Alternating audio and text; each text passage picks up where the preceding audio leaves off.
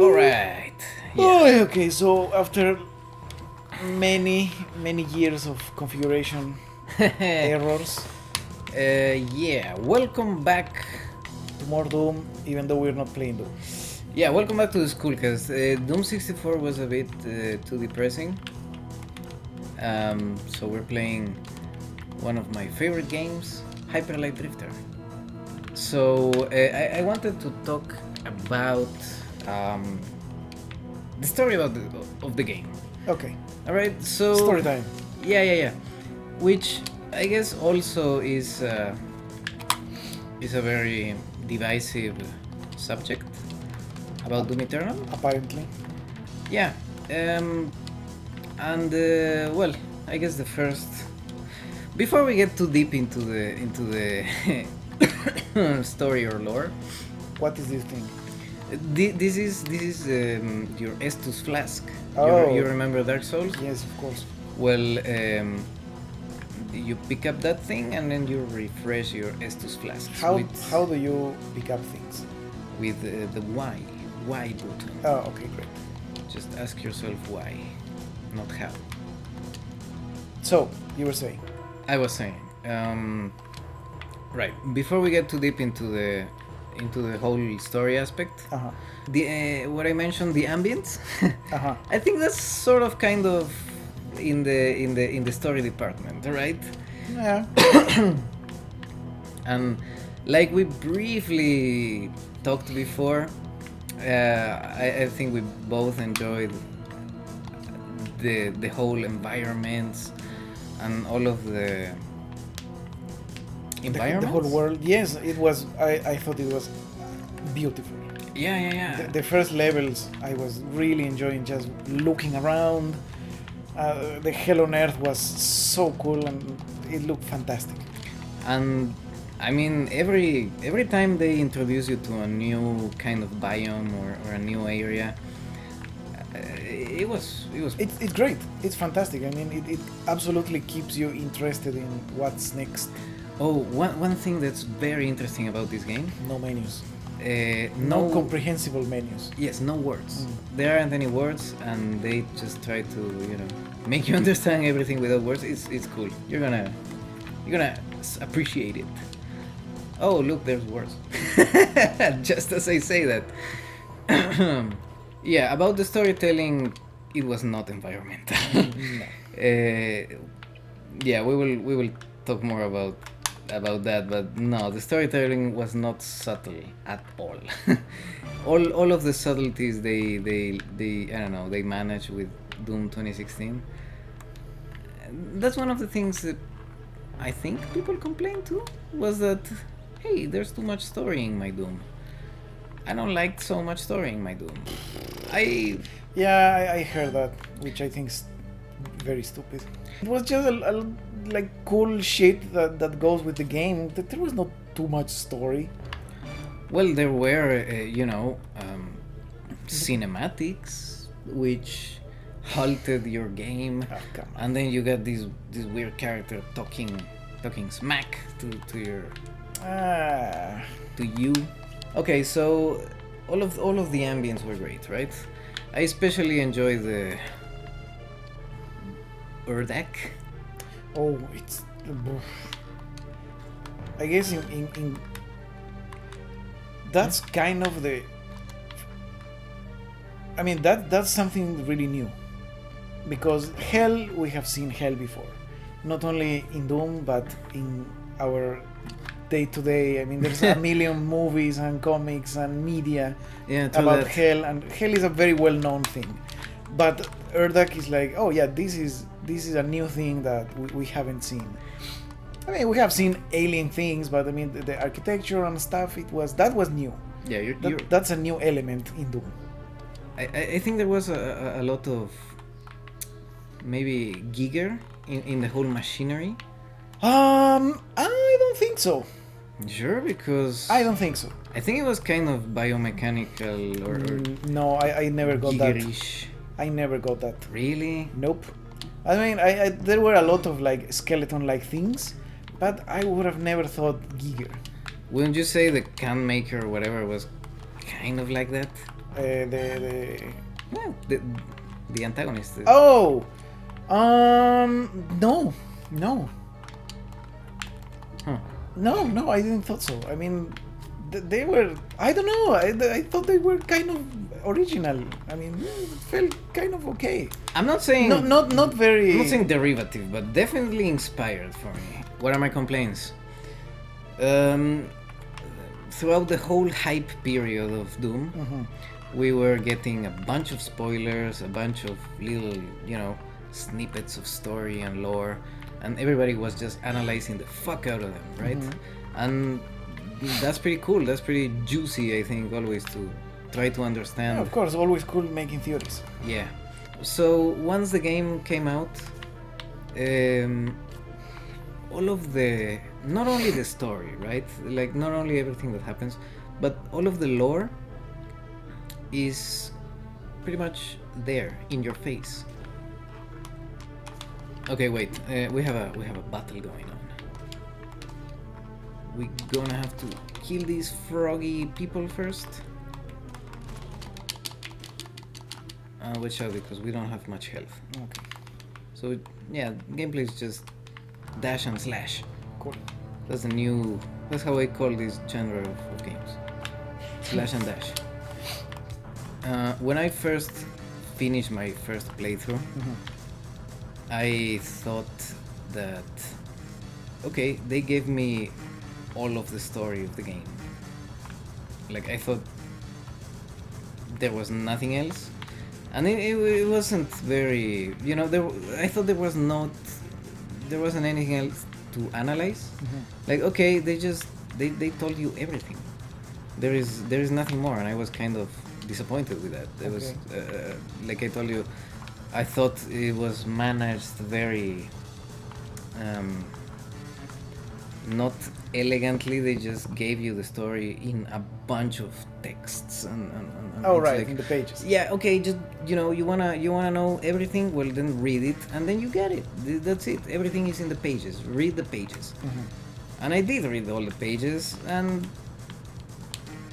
and I got the story, and in the end I thought there was nothing else to it. It turns out there is. There are a couple of things that are not completely explained. I'm just saying, in Doom 2016, they did. They were very cryptic about the whole lore. No. Okay? The clues were there, and I mean, there was no story. Doom had no story. There was a lot of world building that they just explained on Doom Eternal, and that's it. Yeah, there was explained world everything. building and setting. There was no story on New Doom. Okay, sorry. Yes, world building and lore. That's what I'm talking about. I mean, the story is just there, right? The story you played. I guess the only parts of the story you don't play is the in between 2016 and Eternal, that you don't know what happened in the middle. Yeah.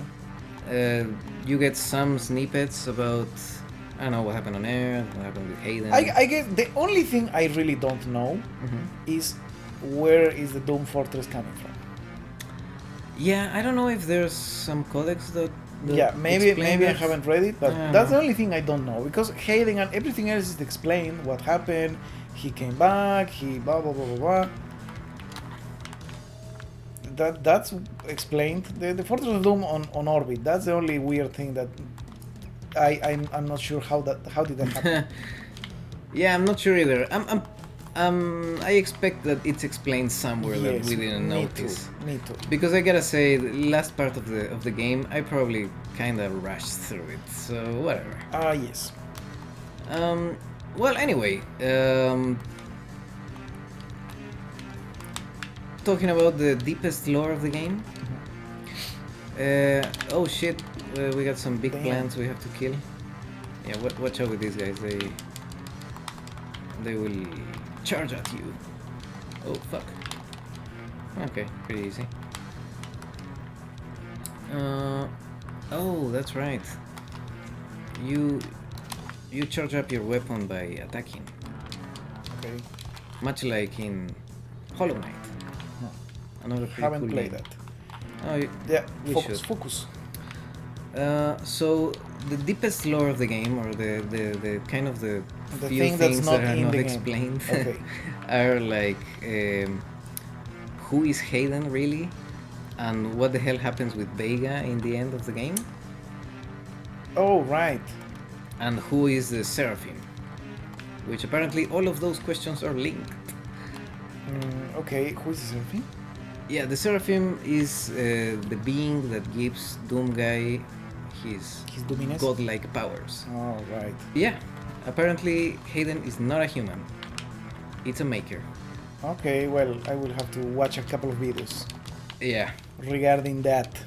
Yeah, because when they connect Vega back to Urdak, Vega says, "Am I the father?" Oh, I did not know that. Yeah. Well, I didn't notice. Well, there it is. There is some deepest lore to Doom. So Okay. I guess there are still a bunch of things we don't know. So, did you like the silly story? That's obvious. I didn't like the ending. I thought the ending was kind of... Well, Meh. okay. Small story time. I have always loved these stories about like how hell and the heavens are real. Oh, wow, really? Oh, since Evangelion probably. Oh my god. Yeah, you were a big geek about that. Oh man, Evangelion. Darksiders. I also love that Are you the serious? art and the idea. Well, actually, I mean, I never played the game, but like the art book and the ideas and the designs and the characters. You like that kind of Yes, stuff. yes, I love any story about hell and heaven being real things. So this was like completely up my alley. You know, that's Doom. Doom is a hammer. It's the simplest of tools, and is absolutely indispensable for building anything. And I think that there's nothing wrong with simplicity. And I really enjoy the whole silliness. And I thought it was, oh cool, yeah, of course, heaven and hell are working together. Like, yeah. Like in every other story about heaven and hell. So Yeah, pretty standard. I enjoy the simpleness of the whole thing. Forget about it. Okay, so yeah, I really like the story. I can, yeah, it's simple. Yeah, and it's it simple. always happens the same things, but I loved it. I thought it was fantastic. Yeah, and when I'm complaining about the ending, I was just complaining about the final cinematic, which is just... Well, Whatever. we could complain about the whole last level if you don't have any more points. Yeah, wait, before we complain about the last level, I have something else to complain about. You know, the whole transmissions, the ones about the... You know, you get some... You get to listen what's happening to Earth. Oh right, the UAC transmissions, or the ARC transmissions. Yeah. That stuff. I mean, in the beginning of the game, I thought it was really cool because the first time they mentioned Doomguy and everything, it was cool. But I thought they got a little bit silly. yes, they overdid it. Yes. They definitely overdid it because the first time they mentioned Doomguy, it's cool. You're excited about it. Yep. You finally, you realize people are noticing your main character. You're not just some masked stranger or Yeah, you are. nameless someone anymore. It's cool, but then he starts becoming this prophetic figure, and Yeah, and at the same time, is the Doom guy. yeah, It's it's like, when they say also known as the Doom guy, I'm like, the humor should not be inside the. I don't know. The humor should be around the story. I mean, characters within the story should be really serious, and the humor should come from that. yeah, what started as kind of a wink, of a nod, and something Yes, exactly. fun, suddenly started becoming Like a thing. a serious thing. And Yeah, it became real, and it was like, I don't really like Yeah. the Doom guy being the Doom guy in universe. Yeah, I didn't like Doomguy being Jesus. You know? Oh well, I don't mind that. No, but that people actually refer to him as like, oh yeah, Doomguy is gonna save us. Yeah, no, my only problem is the name. That's when it became silly to me. It's like, after Doom guy, come on, keep it out of the game. That was my Yeah. problem. You know, the Jesus thing, I didn't mind that. I mean, He became too much of a celebrity. yeah, I guess it's a little bit like, yeah, maybe too important. No, they overdid it. They definitely should have had a lot more. They should have been more careful with it. But yeah, the transmissions, a lot of potential. Started cool. Didn't get so cool by the end. Also, that scientist woman that was studying Doom Guy. Oh right, yes, the one that is an a Doomguyist and Yeah. then starts believing. Oh yeah. Also, too much. You know what? Yes. Also, too many. Ah, Too many of those things. It's like, yeah, I get the idea. You don't need to have like 5 of these things. yeah, that's the problem. There's no subtlety to this game. I mean, that's Okay, what yeah. they needed, a bit more subtlety. No, they just didn't need to put so much of that. Just make a couple of jokes here and there, and you're done. It was ham-fisted, man. That whole thing was just Yeah, it was punching too with much. story in your face. Too much. It was too much recording. Too much. Mm-hmm. Yes, I agree. Okay, so story. What's the next point? Well, the ending. Oh man. Okay. Yeah. The ending part. I guess next episode, because I have no idea how long this has been. So next episode we discuss the in my opinion really lousy last level. Okay, sure.